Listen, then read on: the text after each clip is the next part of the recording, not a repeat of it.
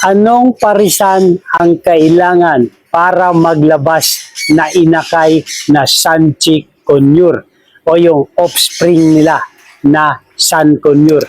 So yun po yung ating pag-uusapan sa video ito.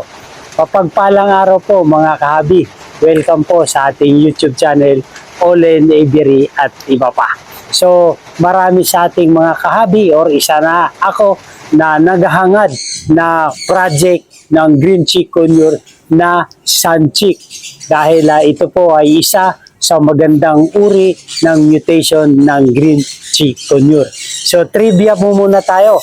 Ang GCC po mutation ay marami pong mutation ang GCC o yung Green Chick Conure tulad ng Moonchick, Sanchik, High Red, Mint, Tortoise, Pineapple, Cinnamon, Green Chick Conure, Yellow-sided at marami pa pong iba. Mayroon pa itong mga split. So yung Green Chick Conure mutation po, ito po ay isa sa mga uri or mga klase ng conure. So marami din pong uri or klase ng conure tulad ng San Conure, Green Chick Conure. Ito na po yung ating pinag-uusapan. Nanday Conure, nandyan ang Golden Conure, Crimson Bellied Conure o yung Jenday or Jenday Conure. Ito po ay mga uri or mga klase ng conure. So marami pa pong iba. So yun po ang conure type. So yung mga uri. So yung Sanchik Conure po na ating ipaproject ay napapabilang po siya sa Green Chick Conure na uri ng mga conure. So yung Sanchik po ay ito po ay mutation. Isa sa mutation ng Green Chick Conure. So yun po mga kahabi. So at least meron tayong paglilinaw sa Project Sanchik. So ano nga ba yung parisan ng kailangan natin para makapagpalabas tayo ng Sanchik? At ito rin po yung tanong ng ating kahabi na si Mark Lugto. Sir, anong mutation na GCC para makapagpalabas ng Sanchik? So yun, ang tanong ni kahabi Mark Lugto at ako po ay yun din po ang gusto kong ipaproject, yung Sanchik. So sa mga kahabi natin dyan na gusto mag-project ng Sanchik Conure, ay tara, samahan niyo ako at pag-usapan po natin.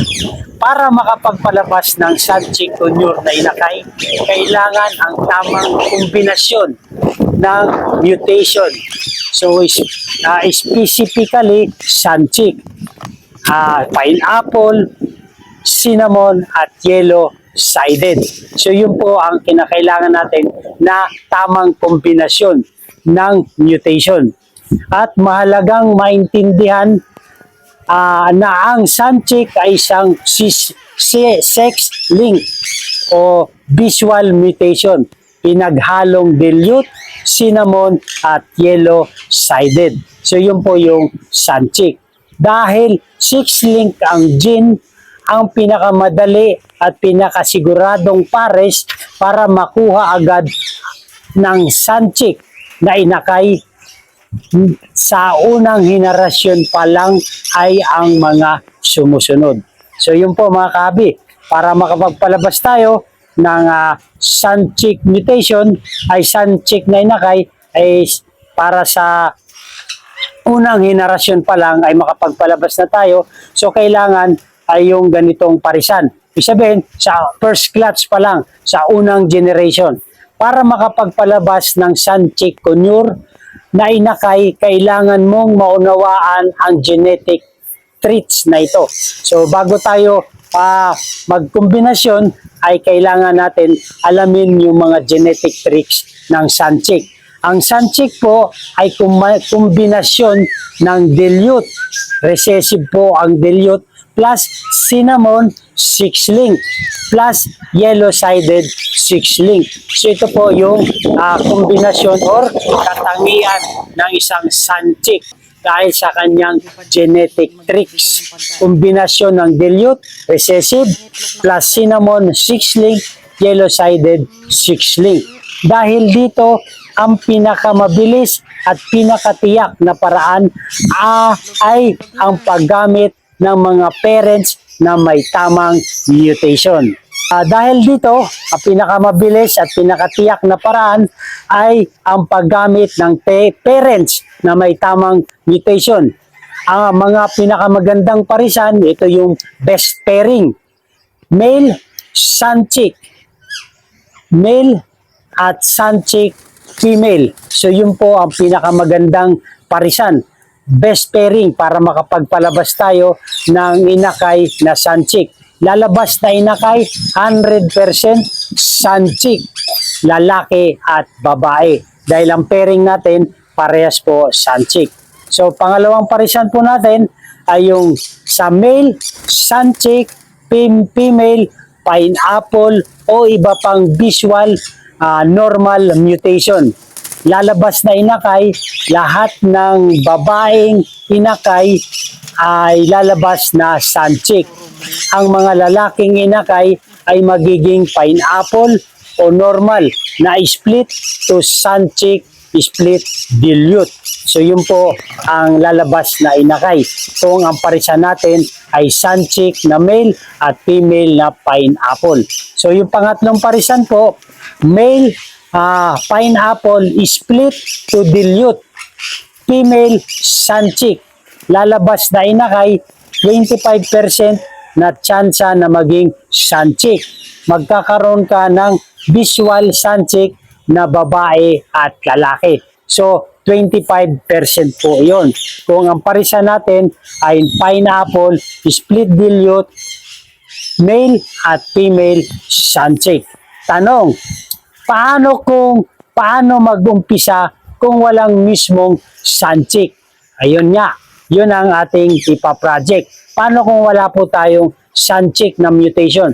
Anong parisan or anong panimulaan natin kung wala tayong mismong sun chick?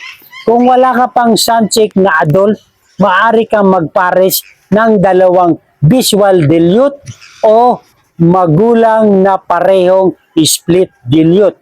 So yun po ang gagawin natin. Ang ayon sa ating na research, ayon sa ating na pagtanungan, na kung wala po tayong sun chick na visual ay dalawang visual dilute. Yun po ang ating ipagpapares or magulang na parehong merong split dilute. Unang-una po, ang lalaki, male split dilute. Ipapares natin, ito yung cinnamon green split dilute. Pwede rin po yan. Ipapares natin sa female na pineapple split dilute. So, ang lalaki split dilute, pineapple split dilute. O cinnamon green chick split dilute. So, may posibilidad po na maglabas sila ng sun chick. So, yun po ang ating parisan. So, tandaan po natin sa genetics mga kahabi, ang dilute ay recessive. Kaya, kailangan parehong may bit-bit or visual na dilute gene ang ama at ina. So, yun po mga kahabi. Ang cinnamon ay yellow-sided at six-link. Kaya, mas madaling ipasa ng lalaking magulang sa kanyang mga anak na babae. So yun po yung ating tatandaan sa genetics. So yun po ang ating mga parisan mga kahabi. Hope meron tayong mga natatandaan kung ano mga parisan ang gagawin natin para maglabas tayo ng sun chick. Kung meron tayong sun chick na sun chicks to sun chick ay 100% po ay makakapag-provide tayo ng sun chick. Ngayon kung wala tayo namang sun chick ay yung visual dilute. Parehas, male at female. May posibilidad po na maglabas ng sun chick o magulang na parehong may split. So, kahit anong mutation po, basta mayroong split sa dilute, yellow-sided split dilute, pwede rin po yan. Cinnamon, split dilute, pwede rin po yan. Green chick, split dilute, split yellow, basta meron pong split. So mga kahabi, sa mga naka-experience na po na mga parisan, baka gusto niyo pong mag-share, paki-comment po sa atin kung ano po yung mga parisan na mga wala tayong sunchick na mga mutation or mga materialis na tinatawag. Baka sakaling makatulong tayo, makapagbahagi tayo sa ating mga kahabi or sa akin personally dahil gusto ko rin po mag-project ng sunchick. So yun po mga kahabi, meron tayong mga natutunan kung anong parisan ang kailangan para maglabas na inakay na sunchick conure. So ito po kasi isa sa maganda. So mabilis na gabay sa genetico or sa 6-link visual male sunchick, kailangan ng 2 kopya ng gene. Kapag ipinaris mo ito sa kahit anong babaeng ibon, lahat ng kanyang magiging babaeng anak ay automatic na sunchick. So yun po mga kahabi, gabay lamang po ito dahil sa ating genetic na 6-link. Kapag meron po tayong sunchick na lalaki, kailangan ng 2 kopya. Kailangan meron tayong split. So yun po mga kahabi. Sa babae naman po, pag meron tayong visual female sunchick, kailangan lang ng 1 kopya ng gene. Pero hindi siya makakapagpasa ng visual sunchick sa anak niyang lalaki, maliban na lang kung ang ama ay sunchick din o split dilute split sunchick. So yun po mga kahabi. Meron tayong mga naintindihan at meron tayong naunawaan sa kung ano mga parisan ang ating kakailanganin. At kung nagustuhan nyo ito mga kahabi, sa ganitong talakayan ay humingi po ako ng favor. Please subscribe my YouTube channel, Olen Aviary at iba pa. So mga kahabi dyan na meron mga materials na mga mutation para sa pagpa-project ng sunchick, ay pwede nyo po kayong mag-comment baka sakali meron tayong mga kahabi na gusto mag-avail sa inyo. Or isa na po ako, baka meron kayong mga materials na pang project sunchick conure, ay pwede kayong mag-comment or i-message nyo ba ako dahil baka magkasundo tayo at ako rin po ay mag-avail dahil gusto ko rin po mag-project ng sunchick conure. So, at kung nagustuhan ito mga kahabi, ay humingi ako ng favor sa ganitong talakayan ay pakisubscribe po yung ating YouTube channel, Olen Aviary at iba pa. At pakiclick na rin po yung like button at yung notification bell para ma-update po tayo sa mga bagong video na ating i-upload regarding po sa buhay mag-ibon. At kung nagustuhan nyo ito, mga kahabi, ay ako po ay nagpapasalamat sa mga pagbabahagi natin ng mga ganitong uri ng talakayan regarding po sa buhay mag-ibon. At nais ko rin pong i-shoutout ang ating mga kahabi na patuloy na sumusuporta, mga silent viewers dyan, shoutout po sa inyo. At nais ko rin pong i-shoutout si kahabi Juan Felipe Santiago, shoutout po.